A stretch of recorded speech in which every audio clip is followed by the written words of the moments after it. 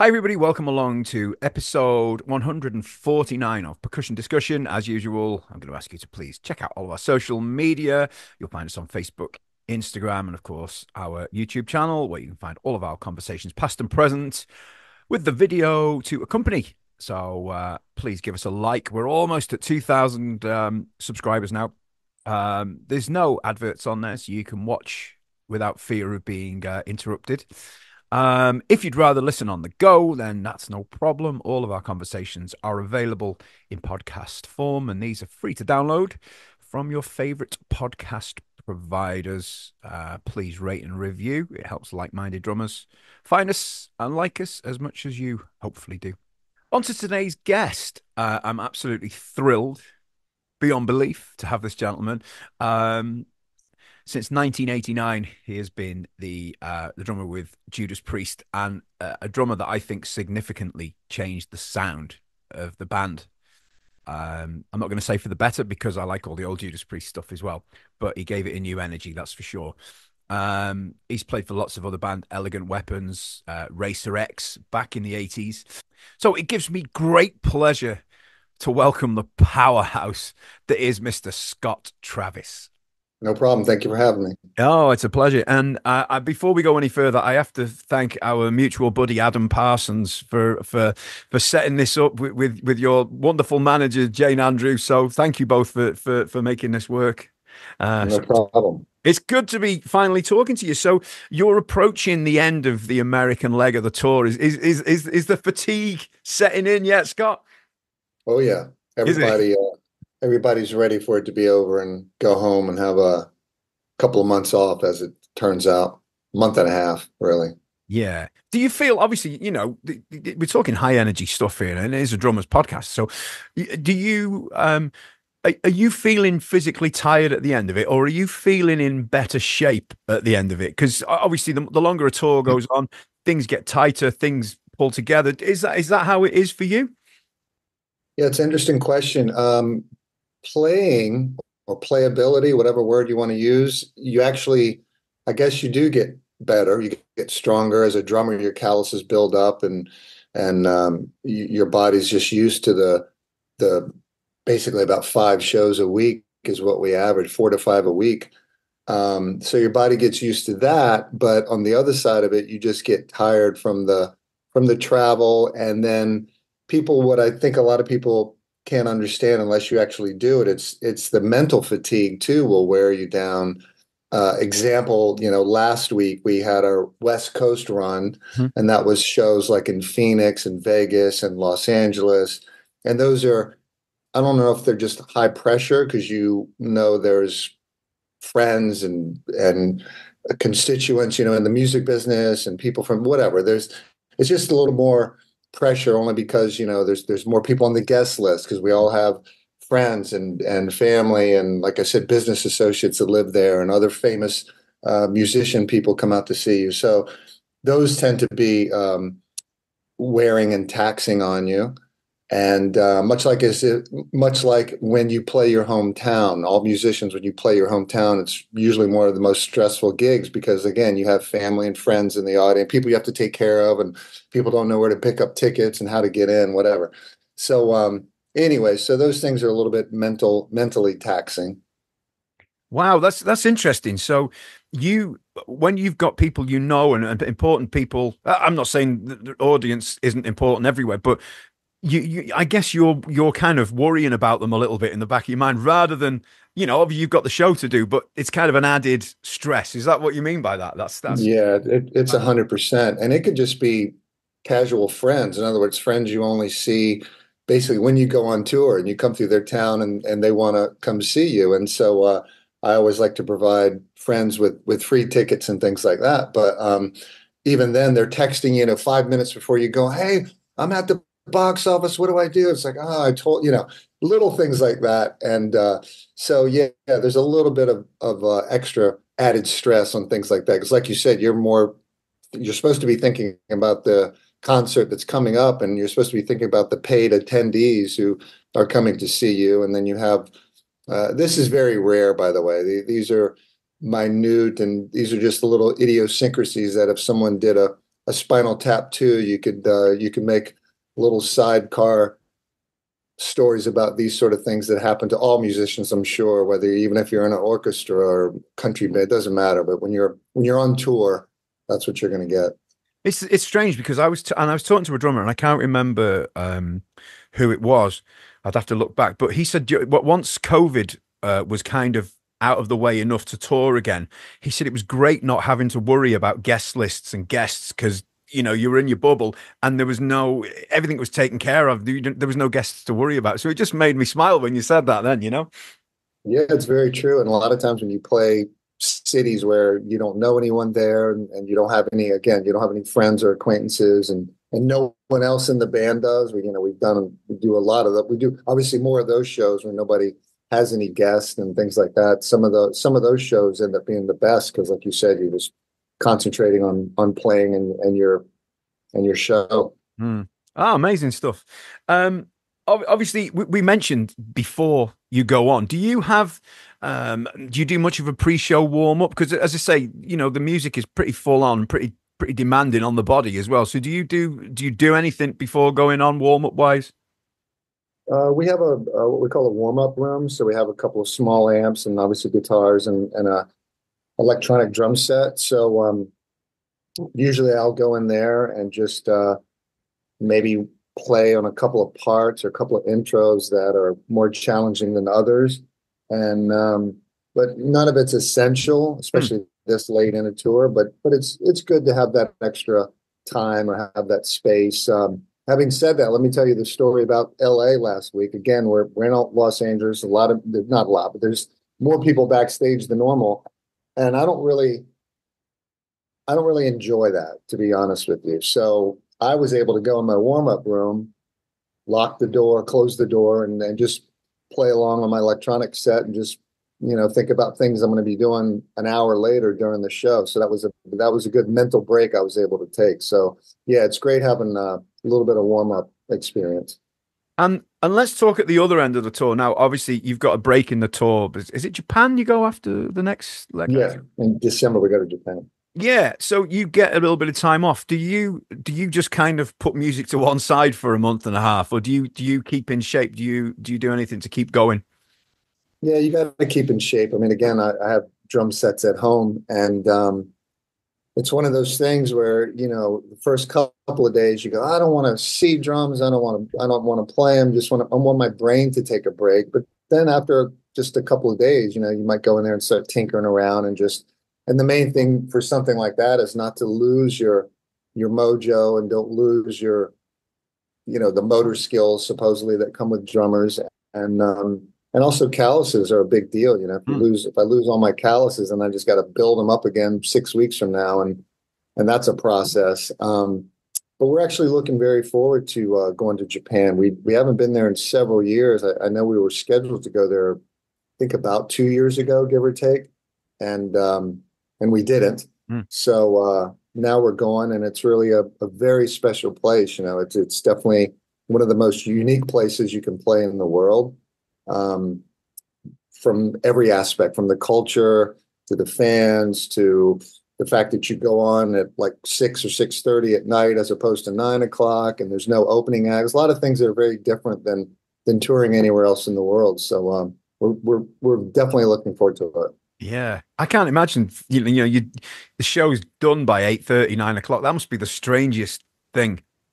It's good. You get back to the hotel, and restaurants and bars are still open, so it's actually really really good. Yeah, civilized, isn't it? Well, they're a very civilized nation. Let's be honest, aren't they? So very Yeah. very polite and everything. I mean, I've never been. I'd love to one day. Who knows?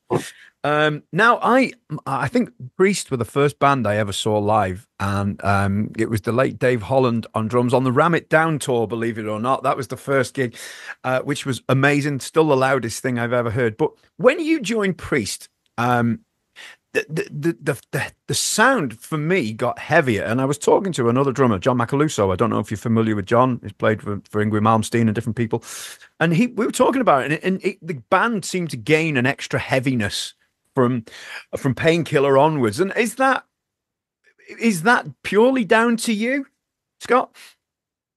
Well, it's hard for me to say, really, but obviously, one of the reasons they asked me to join the band after the audition and the get to know you period and things like that was obviously because they enjoyed the sound and the feeling that I brought to the band, and I definitely, I guess I was or am a heavy metal drummer. Hmm. And so yeah, I'd like to think so, that I brought some that element to the band, and that's what, to me, that's what they needed. I had seen the band with Dave Holland as well.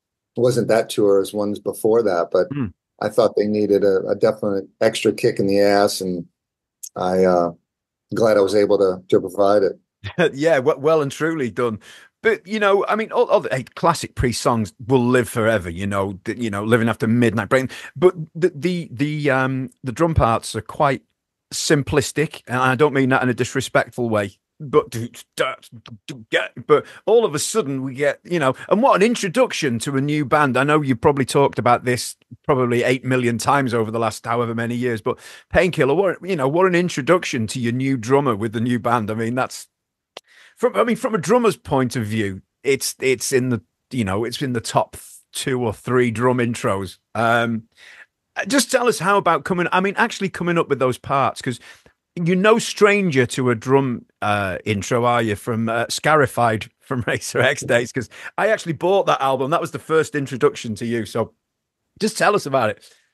Oh wow, thank you very much. Yeah, we had the song recorded, and I was in the studio one day just mucking around again, probably early-ish, in other words, before the session actually started. And I think usually we try and start around noon, if I remember back the Painkiller sessions in France, but get started about noon. So I'd be out there at 11:15 in the morning and just warming up and stuff like that. And I started tinkering around with that intro. Hmm. And when the other guys heard it, they said, "Oh, what's that?" And I said, and they're in the control room, and I'm out in the performance room, and I said, "Oh, something I've been working on," and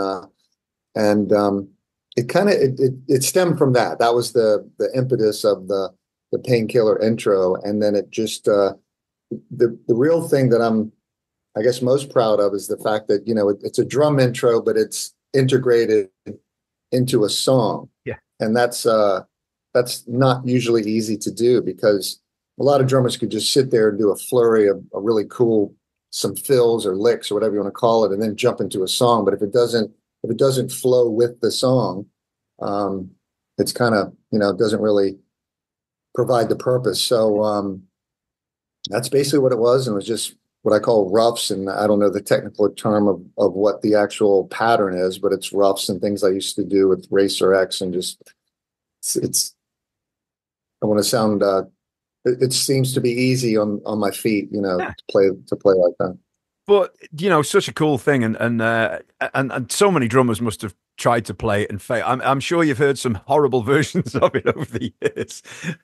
But I have to say too, after all these years, and again, these are sort of things that's like, seasoning wine. You can't force the time that it takes. In other words, it just takes time. So in other words, Painkiller's been out for 34 years, coming up, almost 35. Terrifying.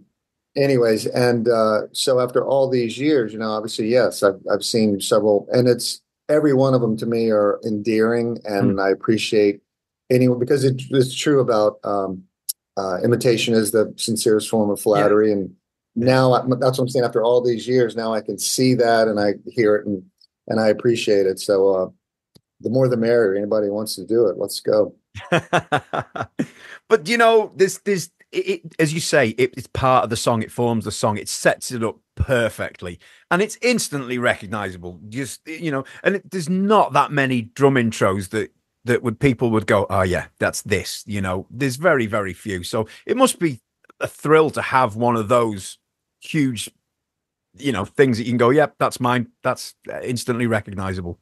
Must be a thrill. Yeah, again, as a younger drummer, it's one of those things I did anyways. I guess I can't speak for all drummers, but I mean, it's one of those things you kind of dream about and just wish one day you could have some signature intro, like you said. And at that time, Painkiller, things like Hot for Teacher had already come out. And of course, Where Eagles Dare Mm. is a classic. And so is um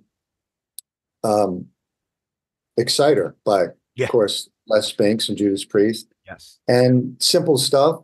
Living After Midnight is a drum intro without question, and Walk This Way. And so I had grown up listening to all those sort of things.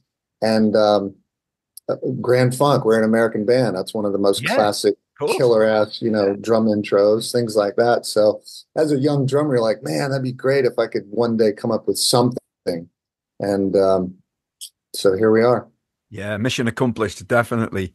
But I mentioned Scarified, and it's a bit embarrassing telling this story. But as a kid, I used to go to my local town with my whatever money I'd earned. I'd go on the bus, and I was in the rock metal, and it was a second-hand vinyl, and I bought it because I didn't know the name. I liked the cover, and I got it home and thankfully loved it. So that's really bizarre that I'm speaking to you today, and I've probably still got the album somewhere or other. Oh man, But that's really great. And again, for me, that was my first ever professional recording, mm, first ever release. So it's very sentimental to me and special, and I'm proud of the music. It's, I guess, a lot of people, musicians, again, I guess your first record may not be something you genuinely like. It could be something you're actually embarrassed about. But in my situation and the band Racer X, it's something we're very proud of, especially considering the budgetary constraints we were under way back then. absolutely, yeah. I mean, but I don't know. You've for the yeah, how many is it? So it's 30. Is it 35 years you've been in Priest now? Is that right?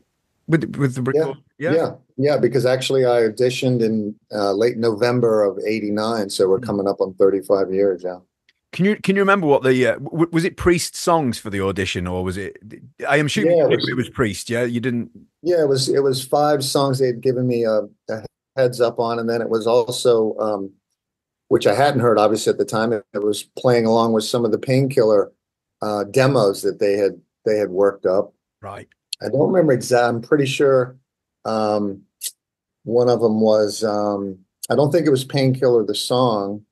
Um, damn it, the name of the song escapes me now. Nightcrawler. I think Oh yeah. Nightcrawler was probably one of the riffs and things like that. And just to give me, they basically handed me a cassette tape and a Walkman and said, "We'll go over in the corner and listen to these for however long it takes, and let us know when you're ready." And but they were very, very casual, very cool about it. And again, I'm sure looking back on it now and knowing what I know about bands, that probably half of that audition was more or less judging someone's personality and just their attitude and whether we can get along with this person. Because again, I'm a foreigner to them, and so they probably had some reservations about hiring an American in an all English band.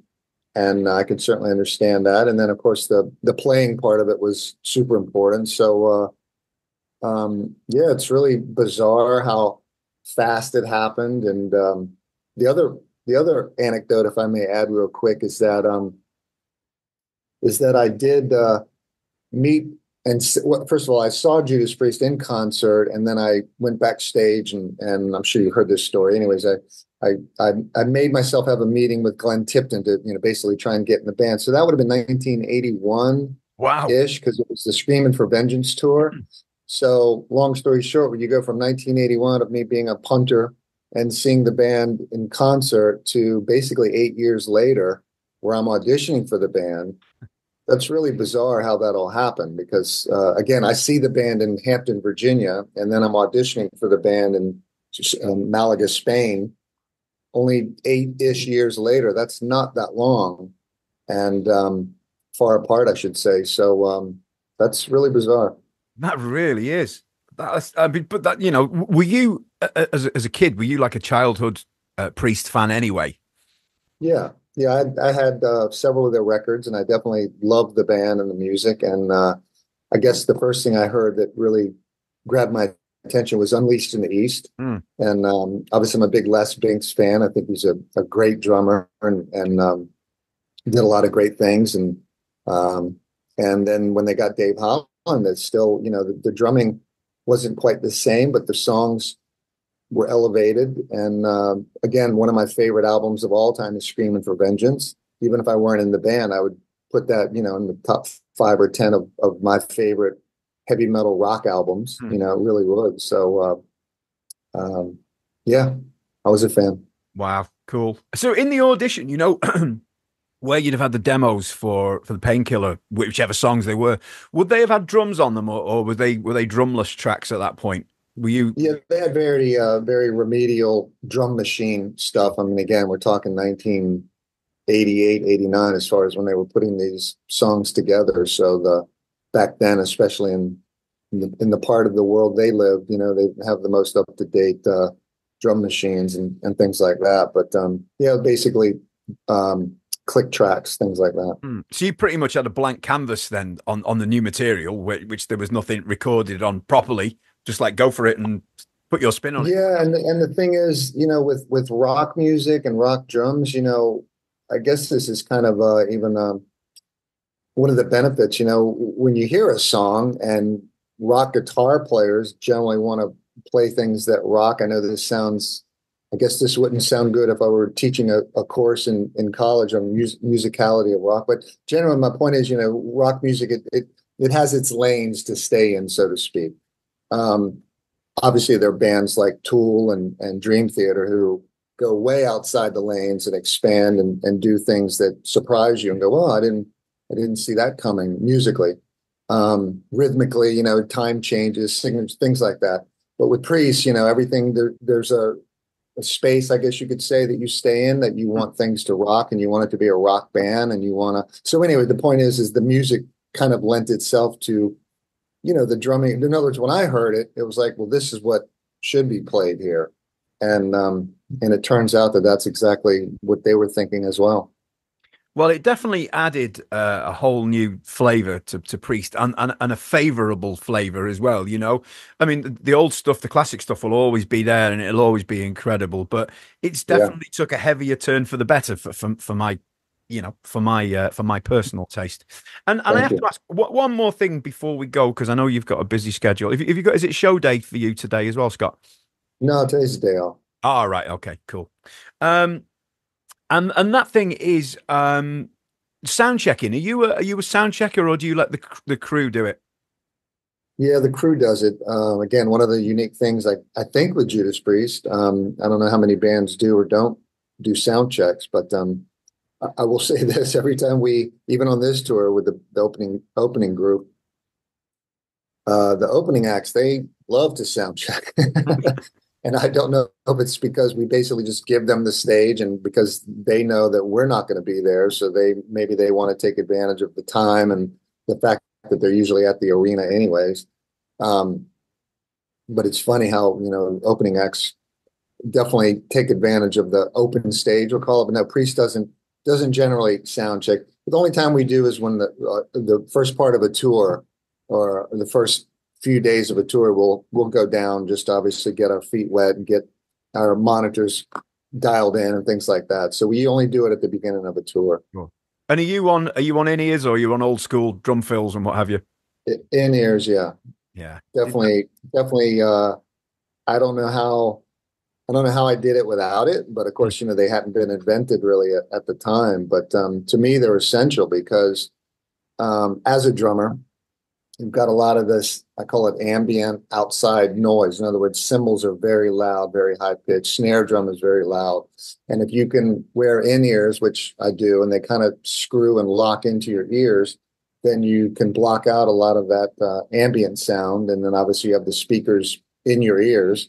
And so then you can inject the music that you want, the guitars, the bass, vocals especially. So it's a real winner for drummers, to be honest. I think it's a huge benefit. Do you lose any of the energy from the crowd, or do you? I suppose you have microphones filling in, ambient mics and things like that. I guess. Yeah, they do. They have house mics that they give you a little bit of that feedback, so to speak. And and again, with in-ears, you can ask for and basically get anything you want as far as sound and manipulation of the sound. In other words, like you said, if you want more crowd noise or less crowd noise, or certainly any effects, you can have whatever you want. So it's really the best of all worlds. So when you come in and you sit at your drums when you're about to start the show, you put your in-ears in. Generally, Does it vary much show to show, or is it generally much the same all the time, would you say? It's very much the same. And again, Oh, I think that's the creation of our road crew and having a stellar crew as we do. hmm. And I think it's also the consistency of the band. I think most musicians want it to be consistent. Um, Again, I can't speak for everyone, but from my experience, everybody wants it to be the same. Hmm. And as far as, like you said, the sound and just obviously even sitting down on the drum kit, I mostly have everything on a rack system with memory locks. So I think drummers are all very peculiar about that, where they want everything in the exact same spot. Even if a cymbal or something has moved a quarter of an inch, I would notice it, and my drum tech would know that I noticed it, and it would just put you off a little bit. But Sure. I don't have that issue. I'm very lucky, so it's good every night. So every time you sit there, it sounds and feels like home for you. You just know it's cool and great and sounds great. Yeah, again, some things can't be controlled. In other words, indoor shows may sound different than outdoor shows, especially some of the big festivals. And that, again, is just the atmosphere. And so microphones can't always compensate. So sometimes it just has a different, again, I use the word ambient, just meaning that outside sound that you can't always control. Sometimes that's a little different, but for the most part, it's very consistent. Wow. Fantastic. Well, look, Scott, I know you've got places to be, things to do. So I really appreciate you giving your time up so generously. So thanks for doing it, and enjoy the time off. And I hope the rest of the tour goes really well for you. Yeah, can I comment real quickly on the Speed King you've got back there? On the Yeah. There's a few it's on there's a few little it's on there's a ghost it's on there the as well. far. I Yeah. see the ghost one on the far right. Yeah, that one. Yeah. Yeah, that used to be my pedal, man, for years and years. Uh, I used to always break that strap, that link between the pedal. this one. Yep. Yes. Yeah. Used to break those It all the wouldn't time. it wouldn't be my pedal of choice, I'll be honest, but times have moved on. To be honest, there's a Camco at the top left there. That would probably be my pedal of choice if I had to use one. These are Yeah. I see these as collector's items these days, but That brings back memories, man, because I had those, and then of course you end up buying extra ones, and that was my pedal, man. do you still have any? No, I don't. I wish I'd saved one or two. I think I actually have some of the foot plates, but I don't have the whole Sure. pedal. But I mean, yeah, they didn't hold up, especially compared to today's chain drive Oh, things. But again, it's just funny seeing that. It's like, oh man, I remember seeing that in the music store, and then I wanted one, and then I got one, and then used them for years and years of playing in club bands back in Virginia. So it's really cool. that's Nice. it's just I just like collecting. They take up less room than drums, so it's easier and it's a bit weird, but hey, that's what that's what I do. And it Do you makes collect snare? Do you collect no. snare drums as well? Yeah. I the most I ever had was about 16, but I don't play them enough. I tend to use the same two all the time. It's an Acrolite I agree. and a Premier 2000. That's all I ever use. So yeah, and I never break heads, so it doesn't. I hit a little bit softer than you do. Put it that way. So Yeah, I agree about the collection thing. I don't collect stuff, but I love to see. Speaking of Adam Parsons, I want to see his collection. oh, I heard he's got a monster collection in LA, and you like a you'll small need warehouse. you'll Actually. need quite a while to go through that. I think I've seen some of the video footage, and yeah, there's a lot of it. Yeah, I want to do that. Yeah. He's All right. Well, listen, it's been a pleasure, man. Thank you. Thank you so much, Scott. Take care. See you again. Bye bye. All right.